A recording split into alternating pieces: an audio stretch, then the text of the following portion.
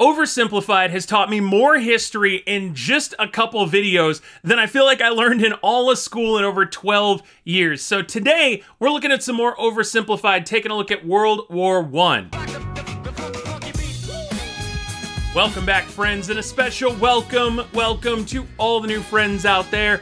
I'm YoBGS, and admittedly, I'm a little bit nervous today because, well, I thought I knew a fair amount about World War II, at least what I didn't know I could fake, and that ended up a little bit rough. So now, delving into World War I with Oversimplified has me much more concerned because I admittedly don't know a whole lot about it. Now, I will say this, I am having fun delving into history with all of you, so if you like these videos, please make sure to subscribe. It helps the channel out more than you know. I gotta move back into like reaction mode here.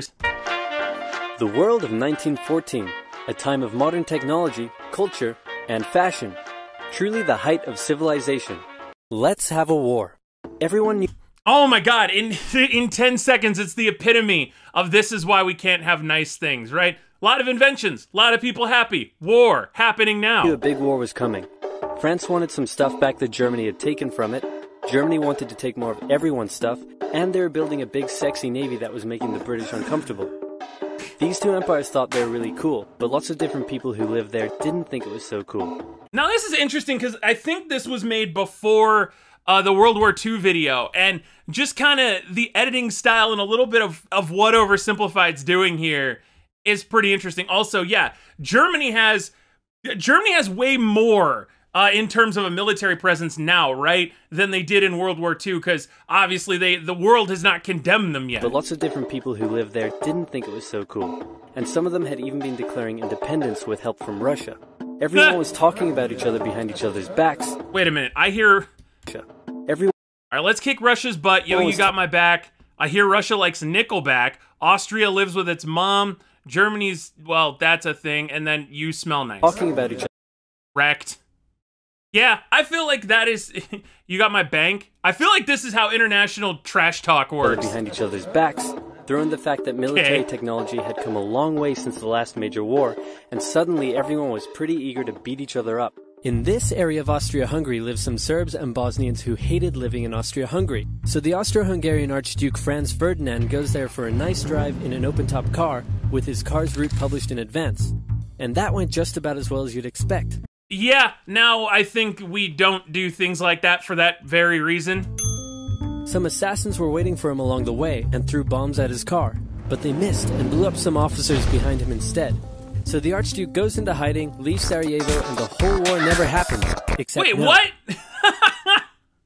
I was preparing to lose my mind before I saw the except no. The Archduke doesn't leave, but instead goes back out in the open-top car to visit the injured officers in hospital. Nice guy. The driver guy. takes a wrong turn and by sheer coincidence gets stuck beside one of the failed assassins, who shoots him.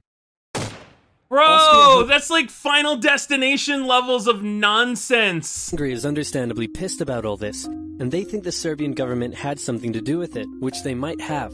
So they go to their ally Cheeky Germany face. and say, hey Germany, we're going to declare war on Serbia, and Germany is all for that. So Austria-Hungary send a big list of impossible demands to Serbia, and when Serbia refuses, they declare war. Austria-Hungary and Germany are friends. And Serbia is protected by Russia, who's friends with France, so they'll declare war on each other. Montenegro joins in too. France and Britain also have a kind of alliance. It's so interesting to draw the parallels between like then and a lot of what's going on in the world now in 2020. I'll date this video because you hear about this all the time, right? Where somebody does thing X and then everybody who's allies with everybody instantly is drawn into it, and it's interesting to see that the world has always been that complicated. So they'll declare war on each other. See? Just a mess. Montenegro joins in too. France and Britain also have a kind of alliance. So when France says, hey Britain, you got my back? Britain is like, maybe? And then they decide to stay out of it, which is great for Germany because Germany has a plan. They know that Russia is so big and clumsy that it will take them a while to get ready for war. So with this guy in charge, Germany will send all its troops into France at lightning speed while Russia's getting ready, defeat France, then move all the troops to Russia and defeat Russia. Or top-heavy Russia. German and eat Pfefferpothast every day. Just one problem. What is Pfefferpothast? We all speak German and eat Pfefferpothast. Okay, it looks like it's, what, cranberries, pickles, sour cream, and then pot roast? Like, look, it's like ketchup and ice cream. You got a bunch of things here that are okay by themselves, but when you put them together, you end up with a big pfeffer pothast. Hopefully that's not some sort of awful word. And defeat Russia. And then also, this is a thing that just doesn't happen in history. Usually you'll get to about there, and then it's like game over. we all speak German and eat pfeffer pothast every day. Just one problem. France has loads of forts and defenses along its German border, and Germany can't waste any time fighting them, so Germany decides to go around them. Through Belgium. That was a cool invasion-like but Germany graphic. wants to march 750,000 troops through it to get around France's defenses. They're hoping Belgium will just kind of sit down and shut up, but they don't. They fight back. And they're pretty good too, so they slow the Germans down. What's worse is that Britain shows up, and they're pretty pissed that Germany's invading neutral countries. So now Britain declares war. YOLO? What a very of its time line there. That's so very 1918 of you. So now Britain declares war on Germany. So Germany push on through Belgium and commit some atrocities along the way. They also wear spikes and sometimes skulls on the uniform. So if you're trying to not look like the bad guys, good job. The Allies have a propaganda extravaganza, and this starts having an influence around the world, notably in America. The US President Woodrow Wilson sees himself as a bit of a Jesus figure, and spends most of the war trying to get everyone to just hug it out. But there's also a large population of ethnic Germans living in the United States, and when the war first broke out, they were like, yay Germany! But now that they're committing atrocities in Belgium, they're less enthusiastic. Let's play! Yay Germany? Spot the French soldier. Oh! It's like Revolutionary War style situation where, you know, it's so interesting too how this got taught to us versus how we see it nowadays. But like Britain's troops would march in a straight line with their brightly colored uniforms, and then Americans would kind of hide in the trees and use the guerrilla warfare tactics, they called it, to outsmart them. But then, you know, 200 plus years later, when other people are using the same methods, it all of a sudden seemed bad. But I'm guessing that's where they're going here. Did you see him? Easy, right? He's wearing a bright blue uniform with red trousers. And do you know who else spotted him easily too? The Germans. So when the French were slowly marching in columns through the countryside... Well, and see, everything was in black and white back then. So, like, you know, because everything was in black and white, and the German troops were wearing gray, they blended in with the entirety of the world. So when the French were except for the parts of the West that were in sepia tone, then you had to have, like, some brown in your uniform. Marching in columns through the countryside, the Germans easily tore them to shreds with their giant guns. All the nations involved in this war went in with an old... War is an adventure, bayonet charges are cool, cavalry is really effective, dying for your country is awesome. That is some propaganda. School war mentality. And all of them had to update their uniforms and tactics a lot during the Great War. Because no this boots? War was going to be like nothing anyone had ever... I don't know why, but France having everything be wrong, and then the second time? Uniforms and tactics a lot during the Great War. Because this war was going to be like nothing anyone had ever seen before. Russia's oh my god, and then war. France got crushed again. But this is, right? Because planes, like, you think about how technology was used to fight World War II. World War I was just, what, trench warfare and mustard gas and all the terrible things that sound like zero amounts of fun on a rainy day. Way earlier than expected. Hey, Austria-Hungary, can you get on top of that? Oh yeah, sure, we've got this. Nope.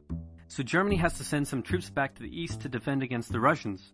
The chief of staff of the Austro-Hungarian army is this guy, and although he is handsome, he turns out not to be the best military strategist. Austria-Hungary constantly ignores Germany's advice. He is handsome. You have to appreciate the objectivity from Oversimplified.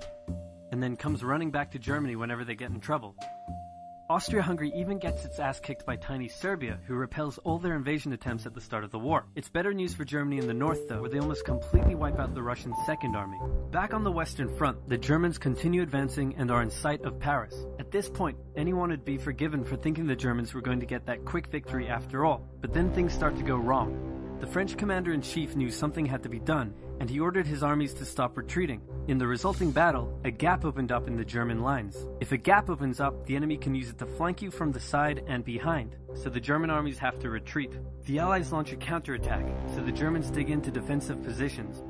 The Allies do the same. Yep, now we've got our trenches, and isn't this one of those things where this type of fighting is gonna last for years? Then both sides move north, trying to outflank each other along the way.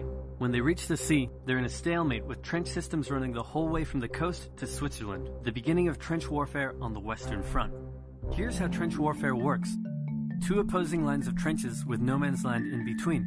One side would pummel the other with hundreds of thousands of artillery shells, sometimes for days at a time. This had a huge psychological effect on the soldiers, leaving many shell-shocked. Then, the attacking troops would leave their trenches and rush across no man's land, a muddy wet mass of shell craters and barbed wire. The defending trench would unleash machine gun fire on the attackers, inflicting thousands of casualties. The attackers would send wave after wave until either they gave up or the opposing trench was finally overrun. That is insanity. And I'm not breaking any new ground here. But again, you think of the kind of people that were wired to do this sort of thing. I look at this entire field and no, very strongly no. I don't know what in your brain, like how you override that thing that is like, I don't want to get mowed down. And that's why, like, again, in this scenario, I'm running this way. If I'm here, I'm running that way. I know. And then you run the risk, right, of getting caught, of being treasonous, of all that kind of stuff too. So just, good Lord, like literally protecting yourself with your buddy's face. That's how you're stopping thousands of armor-piercing bullets. There'd be months of fighting and the deaths of thousands in order to gain a few meters or kilometers of land. Living in the trenches was hard work too. Corpses, mud that could swallow you whole, pools of poisonous water, rats, disease, the smell. It's insane that no millions food. of soldiers put up with these conditions, and commanders ordered them to do so for years. That's the other thing. That happened for years. Years. So, like, I don't know. You thought college was bad, or you thought high school was bad. Imagine that you spent that many years just in a trench, and that was life. And I'm saying it in a way that, like, is kind of funny, but good God, like, I just can't wrap my brain around it. Now, now's the part where I say, do you want me to do part 2? Do we need to see how World War I ended? If we do, leave a comment down below. I may actually be out of town for the weekend, so I would have to get to this a little bit next week. Once again, Oversimplified, enlightening as all get out, as always. I feel like, see, even this, like, I learned way more about when things like trench warfare and stuff happened than I would have in the first place, because I just assumed a lot of that was way earlier on, and I also didn't think it was where it was.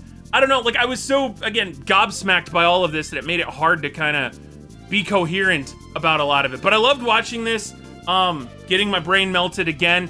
So take care if you like this, and I will see you next time, friends.